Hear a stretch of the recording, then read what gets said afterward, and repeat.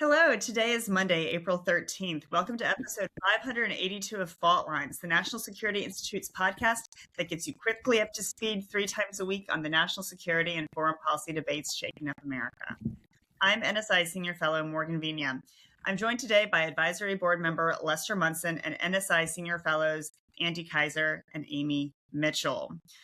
So, y'all, today Hungarians woke up with new leadership on the horizon. After 16 years as Hungary's right-wing Prime Minister, Viktor Orbán conceded defeat last night in Hungary's general election.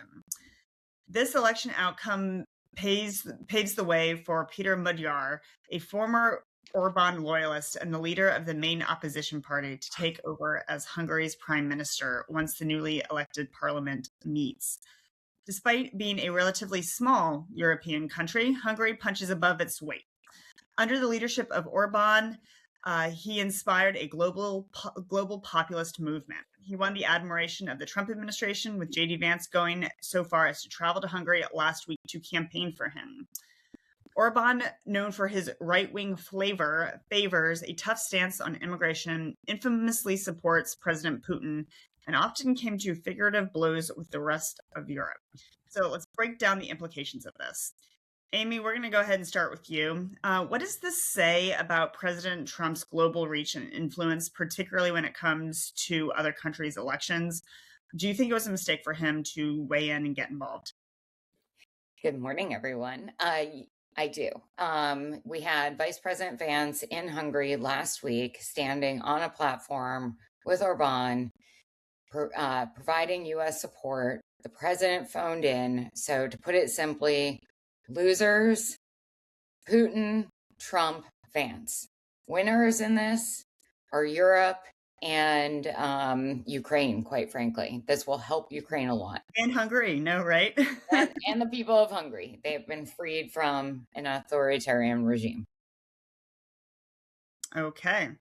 All right. So, Andy, going to you next. The election outcome follows a similar narrative, as we've seen in other countries.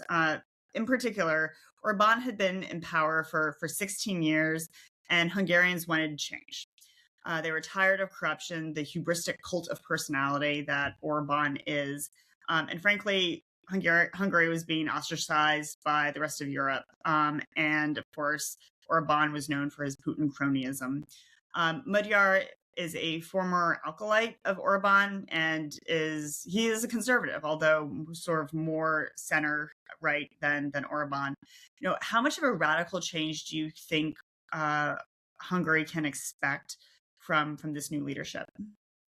Yeah, I don't know that you'll see a drastic change on policy other than, certainly less populist, more pro-EU, more pro-NATO. That is certainly welcome in most European capitals for sure. And so I think the thorn in the side of the European Union has sort of been removed. That will be very, very pleasant in places like Paris and Berlin for sure. But, 16 years in office is a long time for anybody. I mean, here in the United States, we get very tired of our leaders after just 8 short years, typically. Sometimes four. Sometimes four. We get tired, but certainly by 8. So as Amy mentioned, I do think, this was a sort of the race wasn't super close. It wasn't like a razor thin thing where J.D. Vance, Vice President Vance, showed up and could have tipped the balance. So I do wonder about that loss of credibility. But as you mentioned, sort of this populist right. I don't love the term hard right to describe Orbán. I think it's more of a populist right. Has seen a rejection in Europe, though I wouldn't see, as you mentioned, this is a center right coalition. I suspect it will still be, fairly restrictive on immigration and other things, but certainly the tone and tenor will change. So, Andy, following up on that, what does this mean for sort of Europe as a whole, particularly given the strain that we're seeing from Russia? Yeah, so Putin lost his primary ally in Europe. They weren't always aligned fully, but certainly the most sympathetic to Vladimir Putin in the EU coming out of Hungary. That leadership has been removed, so that will change the posture for Ukraine. Europe will be much more unified. It was always sort of Europe and the Hungarians kind of barking loudly at the sidelines, flared by sort of the global populist right, which saw an ally in Hungary.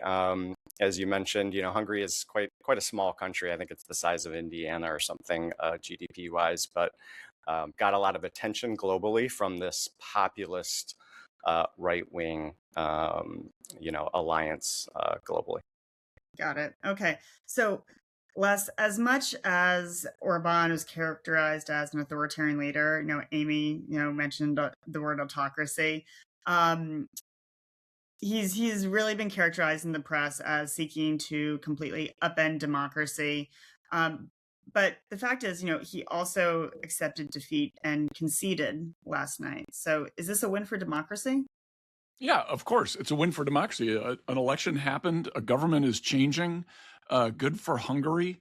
I do hope we have a little bit of humility here and not say that we are better judges of what is good for Hungary than the Hungarians themselves, which happens a lot in our foreign policy talking community, if you will. And so I think a little bit of modesty here is appropriate. I think we can point out that Orbán was not great for our interests. He cuddled up with Vladimir Putin on the regular. That was not fantastic. This new guy, Magyar, has at least been talking about taking a different direction, wanting to embrace the West and Europe. I'm using air quotes around Europe rather than Moscow. I think that's a good thing.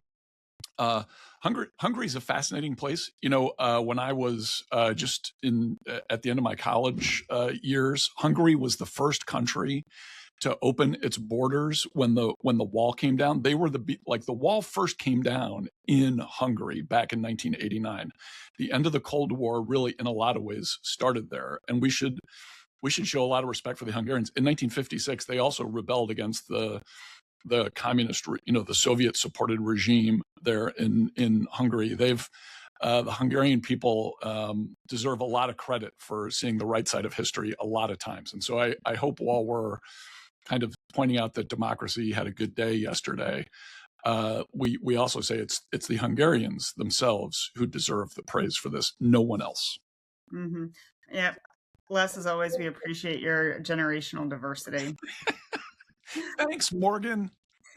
And just to follow up on kind of what Les said, I suspect we'll see the White House today be very quiet about this. Yep, I think they'll want to quickly move past this. Let me make one more admonishment, which is I wouldn't extrapolate too much this election into what it means for populist right movements in other countries. This is a Hungarian thing. It's not necessarily going to impact France or Germany or any of these other places where we're watching some of these potentially troublesome parties on the far right. So again, let's be focused on what this was, which was a Hungary specific event, not necessarily a European trend or anything. All right. Well, we'll see. I'll be interested to see whether President Trump or J.D. Vance weigh in any future election, particularly when populist leaders, their seats are at stake. So with that, that's a wrap. Thanks as always to Kelly Crowley, Grace Trice, Claude Jennings, and the NSI staff for their help in producing today's episode. Join us on Wednesday, April 15th for another episode of Fault Lines, the National Security Institute's podcast that gets you smart fast on the national security and foreign policy debates shaking up America. And one final note, it is Kelly Crowley's last day here at NSI. So we send her a special thank you for all that she has done for the NSI team and the community. So thank you, Kelly. A great legacy at NSI. Good job, Best Kelly. of luck to you. Congratulations, Kelly.